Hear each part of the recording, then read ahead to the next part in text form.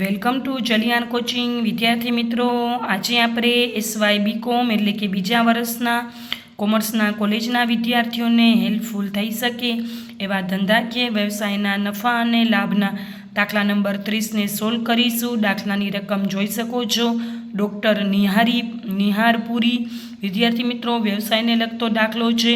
આવક જાવક ખાતું આપેલ છે, બાકી આગળ લાવ્યા આપેલ છે. ખાસ નોટ ડાઉન કરજો વિદ્યાર્થી મિત્રો, રકમ તમે નોટ ડાઉન કરી નાખજો.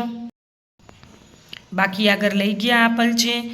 હવાલા આપેલા છે. મોબાઈલ બિલમાં 3000 અંગત વપરાશના છે, તો મોબાઈલ બિલ ટીક કરી નાખશું. દવાનો શરૂ સ્ટોક અને આખર સ્ટોક આપેલો છે, તો દવાની ખરીદી ટીક કરી નાખીશું. પછી મોટરકારનો ઉપયોગ અંગત અને વ્યવસાય બંને હેતુ માટે સરખે હિસ્સે થયો છે, તો મોટરકારનો ઘસારો અને મોટરકારના ખર્ચા ટીક કરી નાખશું. વાદકાપના સાધનોની શરૂઆતની બાકી આપેલ છે.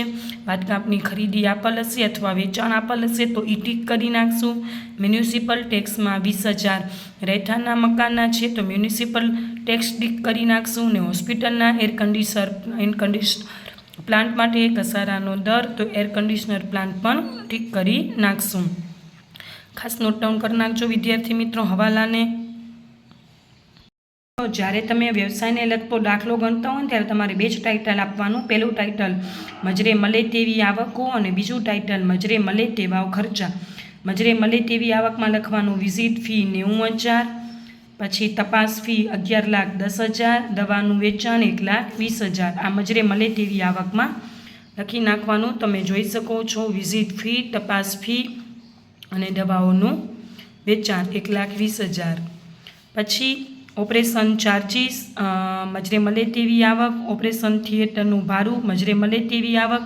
જન્મદિવસની ભેટ, મજરે મળે તેવી આવક. શેરના વેચાણની આવક, અન્ય સાધનની આવક. જમીન વેચાણની આવક, અન્ય સાધનની આવક. વ્યાજ અને ડિવિડન્ડ, અન્ય સાધનની આવક. વાદકાપના સાધનોનું વેચાણ, મિલકતનું વેચાણ મૂડી આવક કહેવામાં આવે છે, એટલે પાકા સરવૈયામાં બતાવશું. અને દર્દી પાસેથી મરેલ ભેટ મજરે મળે તેવી આવકમાં બતાવીશું. આવકમાં વિઝિટ ફી, તપાસ ફી, ઓપરેશન ચાર્જીસ, ઓપરેશન થિયેટરનું ભાડું, દર્દી પાસેથી મરેલ ભેટ અને દવાઓનું વેચાણ 1,20,000 આટલું બતાવી દેવાનું છે. ખાસ નોટ ડાઉન કરજો વિદ્યાર્થી મિત્રો. એટલે આપણે મજરે મળે તેવી આવકો, કુલ આવકો થઈ જશે 24,75,000 રૂપિયા. હવે ટાઇટલ આપશું મજરે મળે તેવા ખર્ચાઓ. ખર્ચા બાજુથી જોતા જશું. મજરે મળે તેવા ખર્ચામાં પહેલું આવશે હોસ્પિટલનું ભાડું, પછી આવશે સ્ટાફ પગાર, પછી આવશે મોબાઈલ બિલ. મોબાઈલ બિલમાં 3,000 અંગત વપરાશના હતા, તો મોબાઈલ બિલ 18,000માંથી 3,000 જશે એટલે 15,000. વર્તમાનપત્રો અને મેગેઝિન મજરે મળે તેવા ખર્ચામાં જોઈ શકો છો વિદ્યાર્થી મિત્રો તમે. એના પછી પુત્ર માટે બાઇકની ખરીદી, મજરે ના મળે તેવો ખર્ચો. તબીબી સામાયિક, મજરે મળે તેવા ખર્ચા. મોટરકારના ખર્ચા, મોટરકારનો અંગત અને વ્યવસાય બંને હેતુ માટે સરખો ઉપયોગ થયો હતો, તો આપણે વ્યવસાય માટે 60,000ના અડધા કરશું એટલે 30,000 લેશું. મ્યુનિસિપલ ટેક્સમાં 20,000 રહેઠાણના મકાનના છે, તો 1,28,000માંથી 20,000 જવા દેશું એટલે 1,08,000 રૂપિયા આવશે. મુસાફરી ખર્ચ અંગત, મજરે ના મળે તેવો ખર્ચો. જૈવિક કરારના નિકાલનો ખર્ચ હોસ્પિટલ માટે મજરે મળે તેવો ખર્ચો કહેવાય. વીમા પ્રીમિયમ પોતાની જિંદગીનું ધ્યાનમાં નહીં લેવાનું. દવાની ખરીદી, તો દવાનો શરૂ સ્ટોક ને આખો સ્ટોક આપેલો છે. ખર્ચો જોઈ શકો છો. મ્યુનિસિપલ વેરા જોઈ શકો છો. જૈવિક કરારનો નિકાલ ખર્ચ જોઈ શકો છો વિદ્યાર્થી મિત્રો. હવે આપણે સૌથી પહેલું દવાની ખરીદી આપેલ છે, તો દવાનો વપરાશ શોધી લેશું. હવાલામાં આપણાને આપેલ છે દવાનો શરૂ સ્ટોક 30,000. આપણે લખશું દવાનો વપરાશ બરાબર શરૂ સ્ટોક 30,000 પ્લસ 2,40,000 એટલે 2,70,000માંથી માઇનસ આખર સ્ટોક 45,000 એટલે તમારો દવાનો વપરાશ મળી જશે. તમે જોઈ શકો છો દવાનો વપરાશ મળી જશે 2,25,000. ખાસ નોટ ડાઉન કરજો વિદ્યાર્થી મિત્રો. પછી આપણાને આપેલ હતો વાદકાપના સાધનોની ખરીદી. પહેલો હવાલો જોશો સોલ્વ થઈ ગયો, બીજો થઈ ગયો, ત્રીજો થઈ ગયો, ચોથો હવાલો સોલ્વ કરી, પાંચમો થઈ ગયો અને છઠ્ઠો હવાલો સોલ્વ કરી. વાટકાપના સાધનોની શરૂઆતની ઘસારા બાદ કિંમત આપેલ હતી 1,50,000. મેં તમને કીધું હતું શરૂઆતની કિંમત આપેલ હોય એમાંથી વેચાણ જવા દેવાનું 30,000. 1,50,000માંથી 30,000 જશે એટલે વાટકાપના સાધનો બચશે 1,20,000.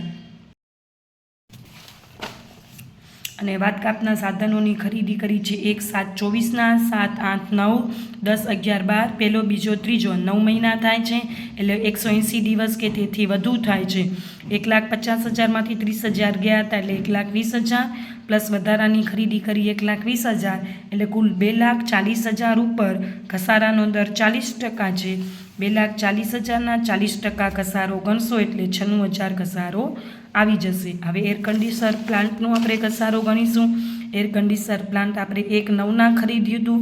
9, 10, 11, 12 પહેલો, બીજો, ત્રીજો 7 મહિના થાય છે. 7 મહિનાના દિવસો ગણશો તો 180 દિવસ કે તેથી વધુ દિવસો થાય છે એટલે એર કન્ડિશનર પ્લાન્ટ ઉપર પણ આપણે 40% લેખે ઘસારો ગણી લેશું. 8,85,500ના 40% કરશો એટલે 3,54,200 આવી જશે. વિદ્યાર્થી મિત્રો ખાસ ગણતરી સમજી લેજો. ના ખબર પડી તો મને જરૂરથી કમેન્ટ બોક્સમાં જણાવજો. એટલે મજરે મળે તેવા ખર્ચા 19,12,000 રૂપિયા થઈ જશે. આપણે મજરે મળે તેવી આવકો 24,75,000 રૂપિયા આપેલી હતી. એમાંથી મજરે મળે તેવા ખર્ચા 19,12,000 રૂપિયા જાય એટલે ધંધાકીય વ્યવસાયના શીર્ષક હેઠળ 24,75,000માંથી 19,12,000 રૂપિયા જાય તો ધંધાકીય વ્યવસાયના શીર્ષક હેઠળ કરપાત્ર રકમ 5,73,800 રૂપિયા થઈ જશે. વિદ્યાર્થી મિત્રો વિડીયો ખાસ નોટ ડાઉન કરજો. કાંઈ પણ તમને સમજણ ના પડી હોય, કન્ફ્યુઝન હોય તો જરૂરથી મને કમેન્ટ બોક્સમાં કમેન્ટ કરજો. વિડીયો ગમ્યો હોય તો વિડીયોને લાઇક કરી દેજો, વિદ્યાર્થી મિત્રો સાથે શેર કરી દેજો અને તમને કાંઈ પણ નવું શીખવું હોય તો જરૂરથી મને કમેન્ટ બોક્સમાં જણાવજો. Thank you for watching.